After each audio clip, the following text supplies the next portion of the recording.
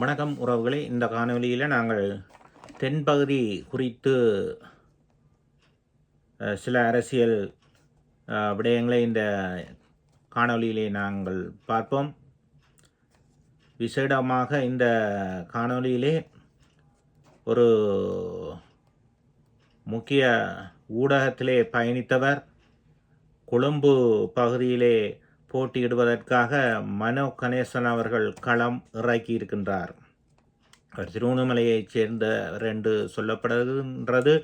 AVR lotion என்று சொல்லப்படுகிறார். அவர் முன்னர் சூரியன் பவனிலே கடமையாற்றியவர் என்றும் சக்தியிலேயும் கடமையாற்றினாலும் சொல்லப்படுகின்றது. திருவண்ணாமலையிலே சேர்ந்தவர். அவர் கொழும்பு தேர்தல் தொகுதியிலே களம் இறக்கப்பட்டிருக்கிறார். மனோ கணேசன் அவர்களால் களம் இறக்கப்பட்டிருக்கின்றார். அவர் பிரபல்யமான ஒரு ஊடகவியலாளர். அவர் பின்னால் அநேக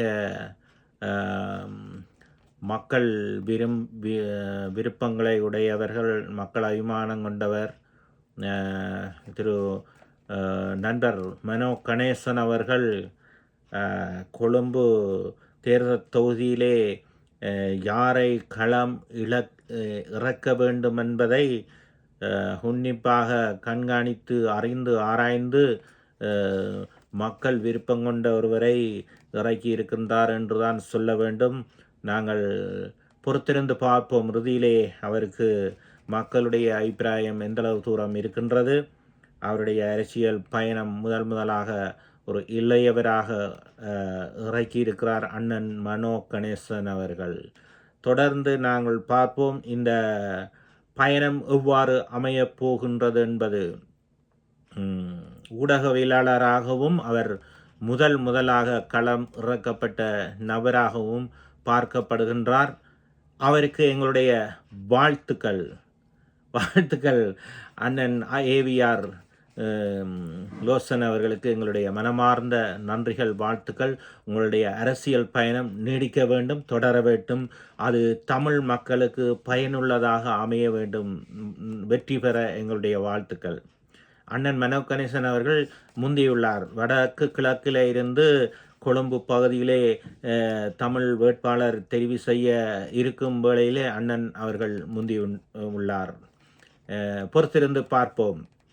அடுத்தபடியாக குருநாகல் தேர்தல் தொகுதி மாவட்டத்திலே கடும் போட்டி இந்த முறை நிகழும் என எதிர்பார்க்க முடியும்.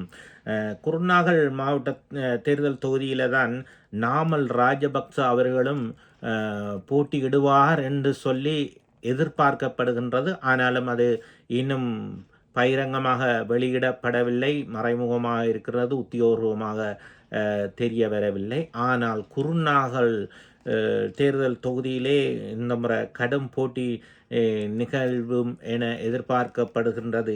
ஏகேடி அதாவது அனுரகுமார திசாநாயக்கா அவர்கள் ஜேவிபியினுடைய முன்னாள் முதுபெரும் தலைவராகிய ரோஹண விஜய வீரவனுடைய மகன் அவர் உவிந்த விஜய வீர குருநாகல் மாவட்டத்திலே இறக்கப்பட்டு இருக்கின்றார்.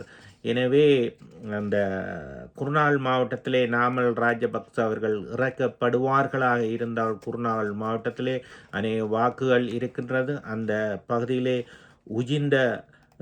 உவிந்த விஜயவீர குருநாகல் மாவட்டத்திலே பெரும் வாக்குகளால் வெற்றி பெற என்பது அநேகரால் எதிர்பார்க்கப்படுகின்றது. ஏகேடிக்கு அதாவது அனுரகுமார திசாநாயக்குக்கு இது மிகப்பெரிய வெற்றி வாய்ப்பாக ஈட்டிக் கொடுக்கும் இவர் நிமித்தமாக என்று எதிர்பார்க்கப்படுகின்றது.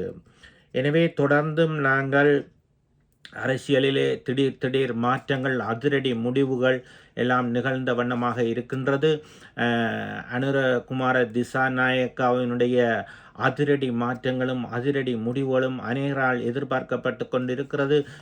13 நாள் 14 நாள் 2 வாரங்களை நோக்கி கடந்து செல்கின்றது. அரசியலிலே கைதுகள் இடம்பெறலாம், அரசியலிலே ஊழல்களை ஒழித்து விடலாம், சாதியங்கள் என்றெல்லாம் சொல்லப்படுகின்றது.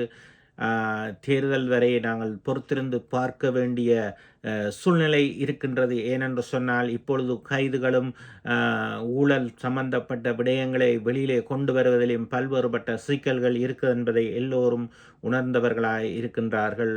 எனவே நாங்கள் அவருடைய அரசியல் பயணத்திலே, அவருடைய அரசியல் நோக்கங்களிலே, ஊழல் இல்லாத இந்த அரசியல் பயணத்திலே உலக நாடுகளின் அரசியல் தலைவர்கள் அவர் பக்கம் இந்த நாட்டை கட்டியெழுப்ப பல்வேறுபட்டவர்கள் முன் வந்திருக்கிறதை நாங்கள் பார்க்கிறோம். இவர் ஒரு நல்ல எண்ணம் கொண்டு இந்த அரசை ஊழல் சாம்ராஜ்யம் இல்லாத ஒரு அரசாக கொண்டு வர்றதுக்கு அநேகர் அவர்களுக்கு உதவ, ஒத்துழைக்க, நேசக்கரம் கொடுக்க முன் வந்திருக்கிறதை பார்க்கின்றோம். எனவே அப்படிப்பட்ட ஒன்றை கட்டியெழுப்ப நாட்டு மக்களும் ஒத்துழைப்பு கொடுத்து அவருடைய அரசுக்கும் ஆட்சிக்கும் உதவ, ஒத்துழைக்க அனைத்து தமிழ் மக்களும் இதுக்கு ஒன்றிணைந்து அவருடைய அரசியல் கொள்கைக்கு ஒன்றிணைந்து பயணிக்க வேண்டும் என்று நாங்கள் அன்பாக வேண்டிக் கொள்கின்றோம். இந்த நாட்டிலே அநேக ஊழல்கள் இருக்கிறது என்பதை நாங்கள் காண முடியும்.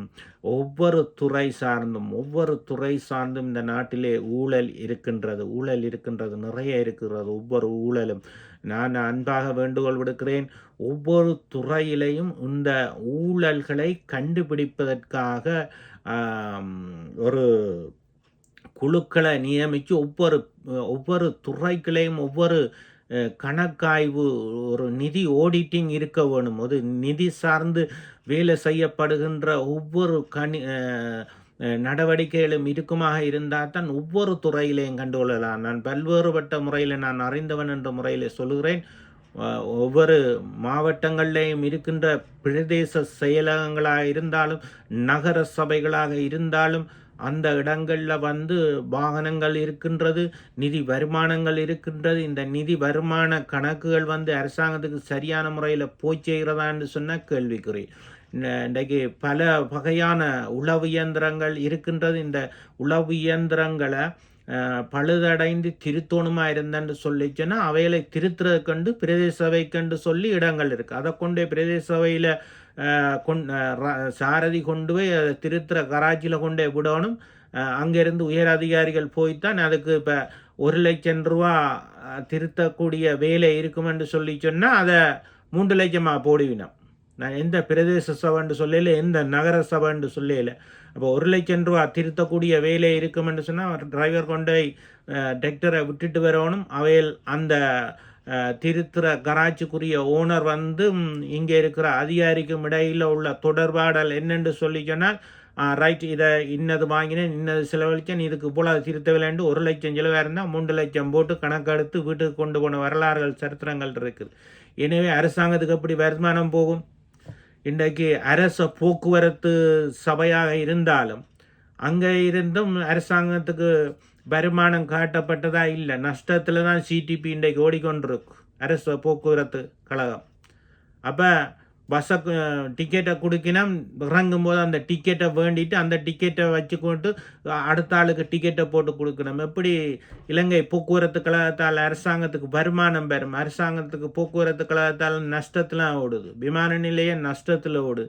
அப்போ எல்லாம் நஷ்டம் இல்லாமல் ஓடணும் என்று சொல்லி சொன்னால் ஒவ்வொரு துறைகளையும் நிதியை மானிட்டரிங் பண்ணி நிதியை ஆடிட் பண்ணுறதுக்கு ஒவ்வொரு அதிகாரிகளை விசேடமாக நியமிக்கணும். ஏகேடிக்கு இதனுடைய தமிழ் தெரிந்த முக்கிய பிரதிநிதிகள் இதை கேட்டால் இதுக்கேற்ற நிர்வாக திட்டங்களை கொண்டு வாங்க. அப்போ தான் நீங்கள் மின்சார துறைக்கையாக இருந்தாலும் சரி, பிரதேச சபைக்காக இருந்தாலும் சரி, நகர சபைக்காக இருந்தாலும் சரி, அரசாங்கத்துக்குள்ளே எந்தெந்த துறைகளில் வருமானங்கள் வருதோ அந்தந்த துறைகளுக்குள்ள நிதி நடவடிக்கைகளை கண்காணிக்கிறதுக்காக விசேட சிறப்பு குழுக்களை நியமிங்க. அப்போ தான் அரசாங்கத்துக்கு வருமானங்கள் சேரும். அரசாங்கத்துக்கு வருமானம் வருது நட்டத்தில் ஓடுறது என்னத்துக்கு காரணம்னு சொன்னால், இங்கே வர்ற நிதிகள் எல்லாம் ஏதோ ஒரு முறையில் தவறான முறையில் செலவுகளை காட்டப்பட்டு அந்த செலவுகள் வருமானங்களில் இதில் வர்ற லாபங்கள் எல்லாம் தனியொருவருடைய பொக்கெட்டுக்கு போகுது, அரசாங்கம் நட்டத்தில் ஓடுது. தனி ஊழல் மிகுந்த இந்த ஊழல்வாதிகளினால் வருமானம் ஈட்டப்படுகிற பணம் சூறையாடப்படுகின்றது. ஒவ்வொரு துறைக்குள்ளேயும் இது நிகழ்ந்து கொண்டிருக்கு. இதெல்லாம் தான் இன்றைக்கு அரசாங்கம் நட்டத்தில் போகுது. ஆட்சியில் இருக்கிறவர்கள், பதவியில் இருக்கிறவர்கள், செல்வந்தர்களாக இருக்கின்றார்கள். கீழ்மட்டத்தில் இருக்கிற மக்கள் மத்தியில் இன்றைக்கு மக்கள் இன்றைக்கு கஷ்டப்பட்ட நிலையில் தான் இருக்கிறார்கள். ஒவ்வொரு துறைக்குள்ளேயும் போடுங்க. ஒவ்வொரு துறைக்குள்ளேயும் நீங்கள் களம் இறக்குங்க. நிதி நடவடிக்கைகளை கண்காணிக்கிறதுக்காண்டி செய்தால்தான் ஒவ்வொரு துறையில இருந்தும் அரசாங்கத்துக்கு வருமானம் வரும். அரசாங்கம் நட்டம் இல்லாமல், கடன் இல்லாமல் போகும். மக்களும் சீரம் சிறப்புமாக இருப்பார்கள். நல்ல ஆட்சி, ஊழல் இல்லாத அரசாங்கம் வருமெண்டா இதுதான் தேவை. ஊழல்வாதிகள் அவங்கள அப்படி செய்து பழகி போயிட்டாங்க. ஆனால் அவங்கள இதிலிருந்து விடுதலை ஆக்குறது, விடுவிக்கிறதுன்றது மிக கொஞ்சம் கடினம்தான், கஷ்டம்தான். இதுக்கு மக்கள் ஒத்துழைக்கணும். மக்கள் போய் ஒரு சிடிபி பஸ்ஸில் டிக்கெட் எடுத்தால் டிக்கெட்டை கேளுங்க, மிச்ச காசை கேளுங்க. அந்த டிக்கெட்டை அவங்க திருப்பி கேட்பாங்க, அதை திரும்ப கொடுக்காதீங்க. அந்த டிக்கெட்டை திரும்ப வேண்டிட்டு அவங்க அந்த காசை வேண்டிட்டு போயிடுறாங்க. அப்போ அரசாங்கத்துக்கு அது நட்டம். இதெல்லாம் அநேகமாக நடந்து கொண்டு இருக்கு. இதெல்லாம் நிப்பாட்டப்பட வேண்டும். இந்த ஊழல்களிலிருந்து அரசாங்கம் விடுதலையாக வேண்டும், மக்களும் விடுதலையாக வேண்டும், நல்லவர்கள் வர வேண்டும். மீண்டும் ஒரு காணொளியிலே சந்திப்போம். ஓகே, நன்றி நண்பர்களே.